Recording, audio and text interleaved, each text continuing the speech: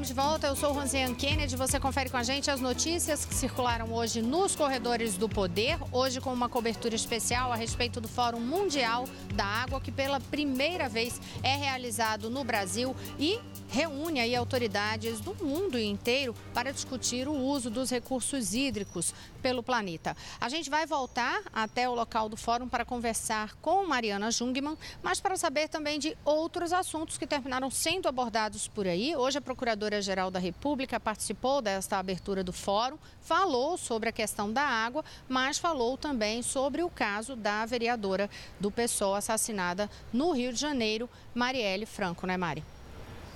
É isso mesmo, Rosiane, ela fez ali um comparativo, sabe, da justiça, do direito à justiça e do direito à água como direitos fundamentais das pessoas, e aí lembrou que os defensores dos direitos humanos têm que ter direito à justiça, e aí nesse ponto lembrou o caso de Marielle e Anderson, que foram assassinados. Acompanhe um trecho do que disse a procuradora.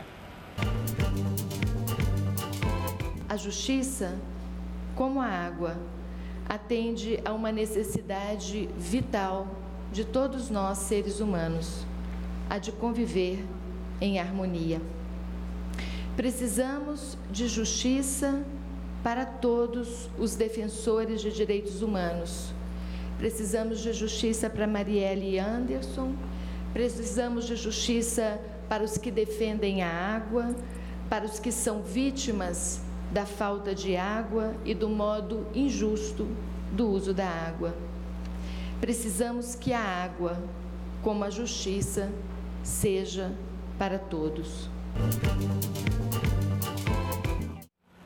Raquel Dodge, né, que também sempre defendeu que o direito de acesso à água seja expresso ali no ordenamento jurídico brasileiro como um direito fundamental. Quem também comentou o caso de Marielle hoje foi o próprio presidente Michel Temer, que falou com os jornalistas, disse que na última sexta-feira conversou com o general Braga Neto, interventor lá no Rio de Janeiro, e pediu a ele a máxima celeridade possível no esclarecimento desse caso. Sobre o caso Marielle, nós vamos saber mais agora desse assunto lá no Rio de Janeiro com o Maurício de Almeida, que vai atualizar as informações para a gente, né, Maurício? Boa noite.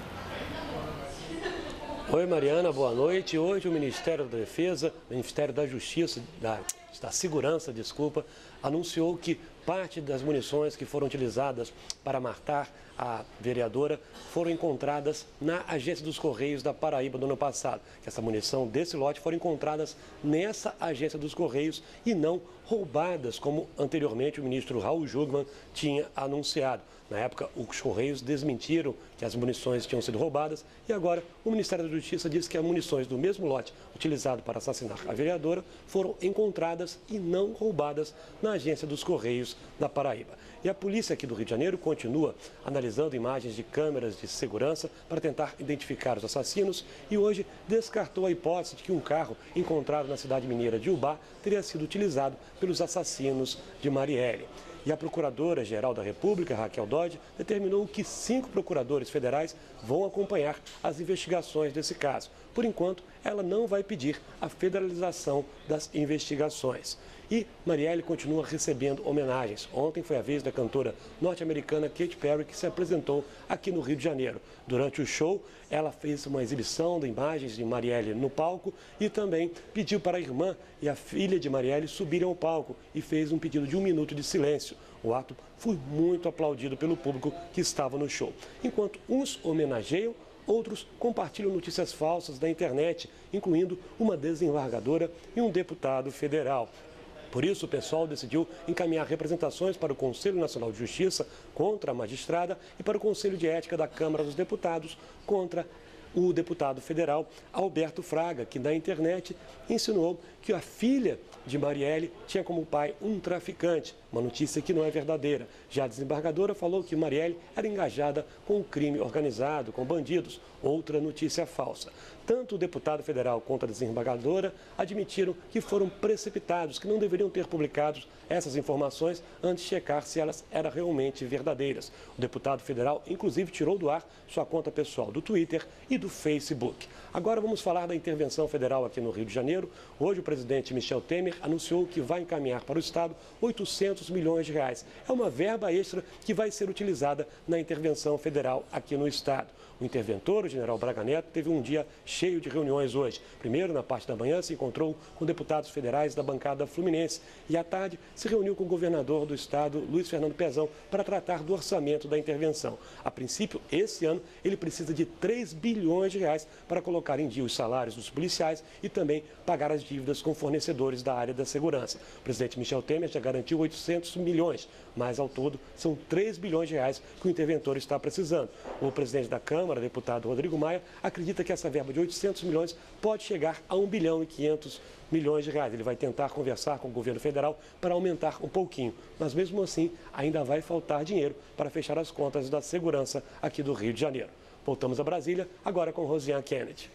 Obrigada, Maurício de Almeida. Olha, em relação ainda a recursos, o ministro da Fazenda, Henrique Meirelles, hoje, em uma entrevista à Rádio Nacional, à Rádio CBN, ele informou que recursos para a intervenção no Rio de Janeiro poderão vir também do que venha a ser arrecadado daquela desoneração da folha de pagamento. Para a gente lembrar o que é isso, existe aquele projeto na Câmara dos Deputados, aguardando votação, que trata da desoneração da folha de pagamento de vários setores. Com isso, o governo tenta aí ampliar a arrecadação para os cofres públicos. E aí, nesta entrevista, Henrique Meirelles disse que, ao diminuir essas renúncias fiscais, e trazer esses recursos para os cofres públicos, a expectativa é de que esta proposta seja aprovada e que isso traga como fonte de recursos aí para programas prioritários, inclusive a intervenção. Henrique Meirelles ressaltou, porém, lembrou que no caso dos recursos que são para manutenção das forças de segurança no estado do Rio de Janeiro, esses recursos já estão garantidos, que envolve equipamento e salários e que são parte do projeto de recuperação do Rio de Janeiro. Olha, mudando rapidamente de assunto, eu lembro que hoje é dia do outro programa que eu apresento, Conversa com Rosiane Kennedy, e aí eu faço só uma pergunta para você. Quer se surpreender com música muito boa? Precisa ouvir mesmo esta conversa hoje com a cantora Lineker. Confira um pouco. Líder do grupo Lineker e os Caramelos, a cantora Lineker surpreende ao quebrar estereótipos e desafiar as mentes mais conservadoras. Lineker fala sobre sua carreira musical, o sucesso, relações humanas, afetividade, identidade de gênero e aceitação. Eu acho que a questão da transição foi mesmo uma aceitação dentro de mim. Quando eu me vi descobrindo meu corpo cada dia e vendo que eu não precisava mais estar condicionada naquela ideia do que eu fui construída e do que foi me apresentado antes de eu ter informação. Olha, e agora sim, a gente volta para o Noticiário de Poder. Vamos conferir qual é o destaque na Rádio Nacional com Jéssica Gonçalves. Boa noite, Jéssica. Boa noite, Rosiane. Bom, a presidente do Supremo Tribunal Federal, ministra Carmen Lúcia, disse hoje que depende do ministro relator, Edson Fachin, e não dela, o julgamento do habeas corpus do ex-presidente Luiz Inácio Lula da Silva no plenário da Corte, em entrevista à rádio Itatiaia, de Minas Gerais. A ministra afirmou que quando o relator levar o caso ao plenário, o habeas corpus tem preferência constitucional, porque lida com liberdade para ser julgado. Na semana passada, ao negar mais um pedido da defesa de Lula para que seja concedido o habeas corpus do ex-presidente, Fachin disse que não deve levar o assunto ao plenário em mesa sem que seja pautado por Carmen Lúcia, porque a elaboração da pauta de julgamentos, segundo ele, recai sobre as elevadas atribuições da presidência do tribunal. Na mesma entrevista de hoje, Carmen Lúcia confirmou que haverá uma reunião não formal entre os ministros do Supremo, provavelmente amanhã, mas não quis revelar detalhes sobre a pauta do encontro, que disse ter sido convocado por ideia do decano da Corte, o ministro Celso de Mello, um dos principais defensores da revisão do entendimento sobre a prisão em segunda instância. E a gente volta a falar com a Carolina Pimentel, na redação da Agência Brasil, que traz mais informações sobre o Judiciário. Boa noite, Carol. Boa noite, Jéssica. Bem, o ministro do Supremo Tribunal Federal, Gilmar Mendes, ele defendeu que a análise da execução da pena depois da condenação em segunda instância deve ser uma prioridade na pauta do STF. Ele participou de uma palestra no Instituto de Direito Público em São Paulo e depois desse evento, ele disse que a Corte deve respeitar as leis e não julgar de acordo com o sentimento da população. Bem, numa declaração recente, a presidente do Supremo, a ministra Carmen Lúcia, reafirmou que essa questão não vai ser debatida novamente na Corte. Ela é a responsável pela elaboração da pauta de julgamentos. O ministro Gilmar Mendes disse ainda que não teve acesso ao habeas corpus coletivo protocolado por advogados do Ceará para impedir a prisão de todos os que já estão cumprindo prisão provisória e os que estão prestes a serem presos por decisão em segunda instância. O ministro foi sorteado hoje como relator desse processo. E o juiz federal Sérgio Moro determinou hoje o cumprimento imediato da pena de quase 35 anos de prisão do ex-vice-presidente da construtora Engenvix, Gerson Almada. A prisão foi decretada depois que o empresário esgotou todos os recursos na segunda instância. No despacho que determinou a prisão de Gerson Almada, o juiz Sérgio Moro criticou a possibilidade do Supremo Tribunal Federal rever a decisão que autorizou em 2016 o cumprimento da pena depois da condenação em segunda instância. Essa revisão pode entrar na pauta do STF por meio de um recurso protocolado pela defesa do ex-presidente Luiz Inácio Lula da Silva. Volto com você, Rosiane. Obrigada, Carolina Pimentel. Outros detalhes no site agenciabrasil.abc.com.br. Amanhã a gente volta com outras notícias nos Corredores do Poder. Boa noite.